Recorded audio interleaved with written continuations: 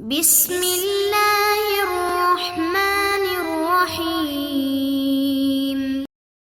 السلام علیکم معزز طلبہ کرام، آپ سب کیسے ہیں؟ آج ہم اصول الشاشی کے سبق نمبر 82 کو پڑھیں گے۔ آج کے سبق کا عنوان ہے دلالت النص کا حکم۔ آج کے سبق کی عبارت ثم دلالت النص سے شروع ہوتی ہے۔ آئیے سب سے پہلے عبارت پڑھتے ہیں، اس کا ترجمہ کرنے کے بعد باقاعدہ وضاحت کی طرف بڑھتے ہیں۔ مصنف علیہ رحمہ آج کی سبق کی عبارت لکھتے ہوئے لکھتے ہیں ثم دلالت النص بمنزلۃ النص، پھر دلالت النص نص کے درجہ میں ہے۔ حتی صح اثبات العقوبۃ بدلالت النص، یہاں تک کہ دلالت النص کے ذریعے حدود و کفارات کو ثابت کرنا صحیح ہے۔ قال اصحابنا وجبت الکفارۃ بالوقاع بالنص، ہمارے علماء کرام نے کہا کہ جماع کی وجہ سے کفارہ واجب ہوگا، بالاکل والشرب بدلالت النص، اور کھانے اور پینے کی وجہ سے جو کفارہ ثابت ہوگا وہ بھی نص کی دلالت کی وجہ سے ثابت ہوگا۔ وعلی اعتبار ھذا المعنی قیل یدار الحکم علی تلک العلۃ، اور اسی معنی کا اعتبار کرتے ہوئے کہا گیا ہے کہ حکم اسی علت پر دائر ہوگا۔ قال الامام القاضی ابو زید، امام قاضی ابو زید نے کہا لو ان قوما یعدون التعفیف کرامتا لا یحرم علیہم تعفیف الابوین، اگر کوئی ایسی قوم ہو جو اف کہنے کو عزت شمار کرتی ہو تو ان پر والدین کے سامنے اف کہنا حرام نہیں ہوگا۔ یہ ہمارے آج کے سبق کی عبارت تھی اور اس کا ترجمہ تھا۔ آئیے اب اس سبق کی وضاحت کی طرف بڑھتے ہیں۔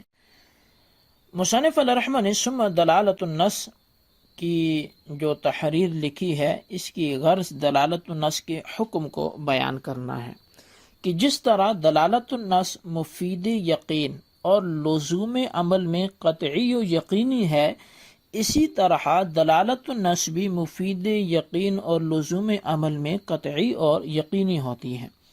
اس کی دلیل یہ ہے کہ جس طرح عبارت النص سے حدود و کفارات ثابت ہوتے ہیں، اسی طرح دلالت النص سے بھی حدود و کفارات ثابت ہوتے ہیں۔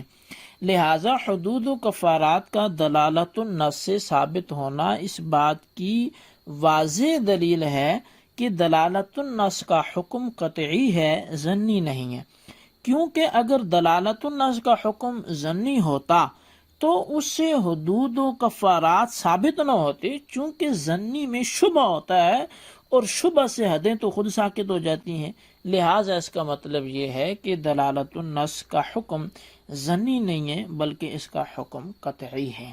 دلالت النص سے حد ثابت ہونے کی مثال یہ ہے کہ حضرت ماعز اسلمی رضی اللہ تعالیٰ عنہ سے زنا سرزد ہو گیا تو حضور نبی کریم رؤوف الرحیم صلی اللہ علیہ وسلم نے ان کو شادی شدہ ہونے کی وجہ سے رجم کیا۔ حضرت ماعز اسلمی رضی اللہ تعالیٰ عنہ کو رجم کرنا یہ تو عبارت النص سے ثابت ہے، اور حضرت ماعز اسلمی رضی اللہ تعالیٰ عنہ کے علاوہ شادی شدہ شخص زنا کی وجہ سے رجم کیا جانا، یہ چیز دلالت النص سے ثابت ہے۔ اور دلالت النص سے یہ بات اس طرح سے ثابت ہے کہ حضرت ماعز رضی اللہ تعالیٰ عنہ کو رجم اس لیے تو نہیں کیا گیا تھا کہ وہ ماعز ہیں یا وہ صحابی ہیں یا کسی خاص علاقہ سے تعلق رکھتے ہیں، بلکہ اس حکم کی علت کو صاحب زبان فوراً سمجھ لے گا کہ اس حکم کی علت وہ جو تھی وہ یہ تھی کہ شادی شدہ ہونے کی صورت میں زنا کرنا۔ لہٰذا جہاں جہاں بھی یہ علت پائی جائے گی وہاں وہاں رجم کے واجب ہونے کا حکم بھی پایا جائے گا۔ لہٰذا حضرت ماعز اسلمی رضی اللہ تعالیٰ عنہ کے علاوہ کو حد زنا لگانا دلالت النص سے ثابت ہے کہ جہاں جہاں شادی شدہ ہونے کے ساتھ ساتھ زنا کا ارتکاب ہوگا وہاں وہاں یہ حکم بھی لگے گا کہ ان کو رجم کیا جائے۔ تو یہ چیز کہ یہ والی علت جہاں جہاں ہوگی وہاں وہی حکم بھی دائر ہوگا، یہ دلالت النص سے ثابت ہوا۔ دلالت النص سے کفارہ ثابت ہونے کی مثال اعرابی کی ایک حدیث ہے کہ ایک اعرابی نے روزے کی حالت میں اپنی بیوی سے جمع کر لیا، پھر اس نے نبی علیہ الصلوۃ والسلام کی خدمت میں حاضری دی اور عرض گزار ہوا کہ یا رسول اللہ، میں برباد ہو گیا اور میں نے دوسرے کو بھی برباد کر دیا۔ تو نبی کریم رؤوف الرحیم صلی اللہ تعالی علیہ وآلہ وسلم نے فرمایا کہ کیا ہوا کیا ہے؟ تو اس صحابی نے عرض کیا کہ یا رسول اللہ، رمضان کے روزے کی حالت میں تھا کہ بیوی سے جمع کر بیٹھا۔ تو نبی علیہ الصلوۃ والسلام نے فرمایا کہ اچھا ایسا کرو، ایک غلام بطور کفارہ کے ادا کر دو۔ اس پر اس اعرابی نے عرض کی یا رسول اللہ، میں اپنی گردن کے علاوہ کسی گردن کا مالک نہیں ہوں، یعنی میں تو انتہائی غریب ہوں، میرے پاس اتنی رقم نہیں ہے کہ میں کفارے میں غلام آزاد کروں۔ تو نبی علیہ الصلوۃ والسلام نے پھر فرمایا کہ اچھا چلو، غلام آزاد نہیں کر سکتے تو ایسا کر لو، 2 مہینے کے روزے رکھ لو۔ اب یہ جب حکم ہوا تو عرابی نے پھر عرض کیا یا رسول اللہ، میں ایک روزے کی حالت میں اس وجہ یعنی ایک روزے کی وجہ سے میں اس مصیبت میں گرفتار ہو گیا ہوں کہ جمع کر بیٹھا، تو 2 ماہ کے روزے میں کیسے رکھوں گا کہ اس میں تو یہ زیادہ آزمائش ہوگی، تو میں تو یہ کام نہیں کر پاؤں گا۔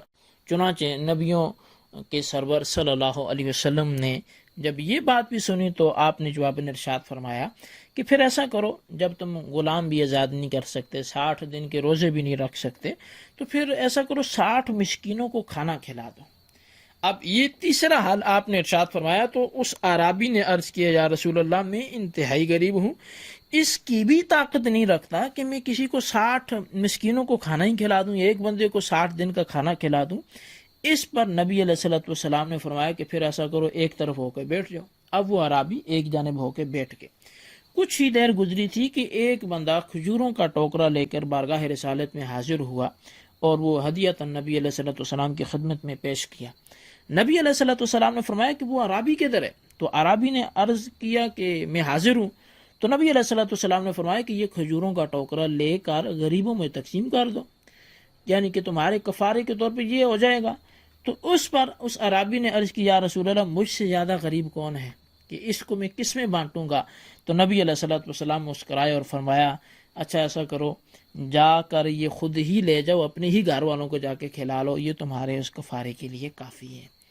اب اس پہ مزید کلام تو ہم کرتے ہیں، لیکن یہ بات ذہن میں رکھیے گا، کفارہ وہی ہے، ایک غلام ہے، پھر 60 مسکینوں کو کھانا کھلانا ہے، اور اس کے بعد جو ہے وہ 60 مسکینوں کو پہلے ایک غلام ہے، 60 دن کے روزے رکھنا ہے، اور پھر تیسرے نمبر پہ 60 مسکینوں کو کھانا کھلانا ہے۔ باقی وہ اللہ کے پیارے حبیب ہیں، وہ جو چاہیں کریں۔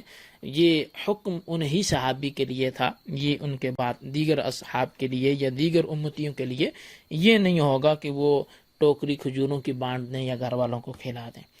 اب اس حدیث سے یہ بات تو عبارت و نص سے ثابت ہے کہ اگر کسی روزہ دار نے جماع سے روزہ توڑ دیا تو اس پر کفارہ واجب ہے، اور جماع کے علاوہ قصدن کھانے اور پینے سے روزے کے کفارے کا واجب ہونا یہ دلالت النص سے ثابت ہے۔ وہ اس طرح کہ کفارہ کے واجب ہونے کا حکم اس لیے نہیں دیا گیا کہ وہ عربی تھے یا صحابی رسول تھے، بلکہ کفارہ کے واجب ہونے کا جو حکم ہے اس کی علت کو صاحب زبان فوراً سمجھ لے گا کہ اس حکم کی علت قصدن روزے کا توڑنا ہے، لہٰذا یہ علت جہاں جہاں بھی پائی جائے گی وہاں وہ کفارے والا حکم بھی پایا جائے گا۔ اب جماع کے علاوہ قصدن کھانے پینے کی وجہ سے بھی کفارہ لازم آئے گا، یہ بات دلالت النص سے ثابت ہوتی ہے۔ وعلی اعتبار حاضر المعنی سے مصنف کی غرض گزشتہ عبارت میں بیان کردہ ضابطہ پر دلیل پیش کرنا ہے۔ ضابطہ یہ تھا کہ جہاں علت ہوگی وہاں حکم بھی پایا جائے گا، اور جہاں علت نہیں ہوگی تو وہاں حکم بھی نہیں ہوگا۔ مصنف نے اسی ضابطہ پر پہلی مثال قاضی امام ابو زید کے قول کو پیش کیا، جس کو ہم نے گزشتہ سبق میں بھی پڑھا کہ قاضی امام ابو زید کا قول یہ ہے کہ قرآن مجید میں ہے لا تقل لہما اف، یعنی کہ ولا تقل لہما اف ولا تنہرہما، والدین کے سامنے اف نہ کہو، نہ ہی ان کو جھڑکو۔ تو اب اس میں والدین کو اف کہنے کی مطلقاً ممانعت ہے، مگر چونکہ دلالت النص میں حکم کا مدار علت پر ہوتا ہے، لہٰذا اگر کسی علاقے میں لوگ والدین کے لیے اف کے کلمہ کو اعزاز و تعظیم سمجھتے ہوں تو اس جگہ چونکہ علت ایذا موجود نہیں ہے، لہٰذا حکم تحریم بھی موجود نہ ہوگا۔ اگرچہ یہ بات آیت میں ولا تقل لہما اف کے ظاہری لحاظ سے مخالف ہے، لیکن چونکہ اصل دلالت النص میں اصول یہی ہے کہ جہاں علت ہوگی وہاں حکم ہوگا، جہاں علت نہیں ہوگی وہاں حکم نہیں ہوگا. تو علت جہاں ایذا کی ہوگی وہاں حکم حرمت بھی ہوگا، جہاں ایذا کی علت نہیں ہوگی وہاں حکم حرمت بھی نہیں ہوگا. یہ ہمارا آج کا سبق تھا. آج کے سبق میں ہم نے دلالت النص کے حکم کو ایک نئے انداز سے پڑھا. اللہ تبارک و تعالی ہمیں اس کو یاد رکھنے کی توفیق نصیب فرمائے. اس کے خلاصے کو اپنے الفاظ میں نوٹ کریں، بالخصوص ان سوالات کے جوابات دیں. سوال نمبر 1 یہ ہے کہ دلالت النص کا حکم بیان کرتے ہوئے یہ ارشاد فرمائیں کہ اس سے کفارات اور حدود ثابت ہوں گے یا نہیں ہوں گے. اور سوال نمبر 2 یہ ہے کہ دلالت النص کے حوالے سے معروف ضابطہ بیان فرمائیں. اللہ تبارک و تعالیٰ سے دعا ہے جو کچھ ہم نے آج پڑھا سنا اسے یاد رکھنے دوسروں تک پہنچانے کی توفیق نصیب فرمائے. آمین بجاہ النبی الامین صلی اللہ علیہ وسلم.